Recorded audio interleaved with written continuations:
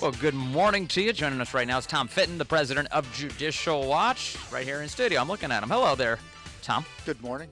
Good morning. Good morning. Glad to have you.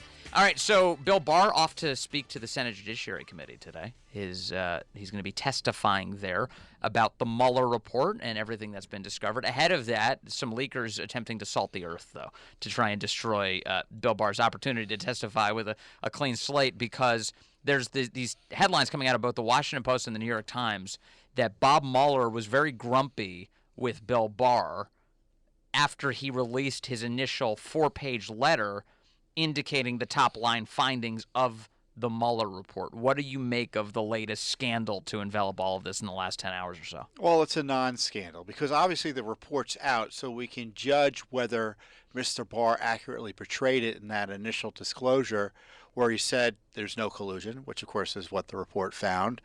And he also said Mueller didn't exonerate the president of obstruction, but I found there was no obstruction as a matter of law and fact. That was the bottom line. Now, I think what the Mueller operation wanted to do, or was hoping to do, was to drop this 448-page distraction from those underlying issues onto the public.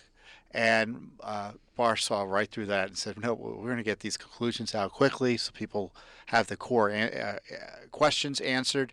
And so they didn't like the fact that the story about the Mueller report is no collusion, no obstruction. Mm-hmm. And that letter, which I think was probably written by the Andrew Weissmans, the nasty anti-Trumpers on Mueller's staff, Mueller signed off on, was written, and it just shows you the corrupt arrogance of the Mueller Special Counsel operation, that they would think they'd get to write a letter to the Attorney General of the United States complaining about the media context of work they were hired to do. And this, again, proves why there shouldn't have been a Mueller report, because it was always a political tool to attack the president. It didn't work out well for them, and that's why they're angry at Mueller. That's why they're angry at Barr. Mm-hmm. But doesn't this play into this Washington Post story and this leaking of this letter? Doesn't this just play into Trump obstructed, Barr's trying to hide it, and that's the narrative that we just keep hearing over and over? And the left is convinced, and the media carries their water for them, that that's what came out of the Mueller report. And this is why we need to continue to subpoena and investigate through 2020. I think that's a fair analysis of why they're pushing this out. I would suspect the Justice Department actually leaked this to get it out before it was brought up at the hearing, so they got ahead of it. Really? But who knows? The problem they have is they think that the obstruction charge, you can build an obstruction charge because the president was acting as president and expressing concern about something his Justice Department was doing and taking steps to provide oversight. I mean, that's at heart what you see in this obstruction report. And when you see Mueller really writing a bunch of gossip in hundreds of pages about what the president was doing, you could see someone like Attorney General Barr saying, well, that doesn't amount to a hill of beans prosecution-wise, and we're not doing it. And, my concern is that the Justice Department has put itself through Mueller, and Barr semi-endorsed it by allowing the report to be published as the arbiter of what the president can do as president. Right. And that's really an assault on our system.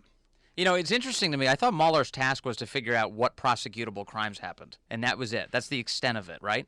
Because the way this letter seems to be framed, not only by the press, but in terms of the actual quotes we get from Mueller to Bill Barr, it's almost like he was more concerned with the spin. Like, what's the public relations campaign on this going to be like? Mueller shouldn't even be troubling himself with that nonsense. He was appointed with working for the Justice Department to look for crimes and then recommend prosecutions on that basis, no? Yeah, they were hoping for a smear job. It didn't work out for them. They were angry. They wrote a letter to the Attorney General of the United States, and Barr called up Mueller and said, what's going on here? Mueller's like, well, nothing's going on here. And, to show you that it's not about what Mueller says, you have now the Democrats in the House trying to refer one of the witnesses in the report for prosecution. Well, Mueller had that information and didn't recommend a prosecution. Right. So they're just grasping at straws at this point. But it's a distraction to the president. Look, we've got this crisis in Venezuela. Yep. And we get the Justice Department machinations once again being front and center as the president's trying to run the country. Now, I don't believe the president's immune from scrutiny because we, quote, want him to run the country. But the idea that the Justice Department gets to harass the president incessantly through this game of gossip and innuendo, to me, is a problem constitutionally. Yeah, but what you're suggesting is that when you say Justice Department, Bill Barr runs the Justice Department. Did this, in your theory here, did Bill Barr certify a leak like this intentionally to keep himself in the news or something? No, I think it was going to come out today. This letter was not going to remain secret. Okay. It was going to have to come out. But I don't know who leaked it, but it was going to come out. Yeah.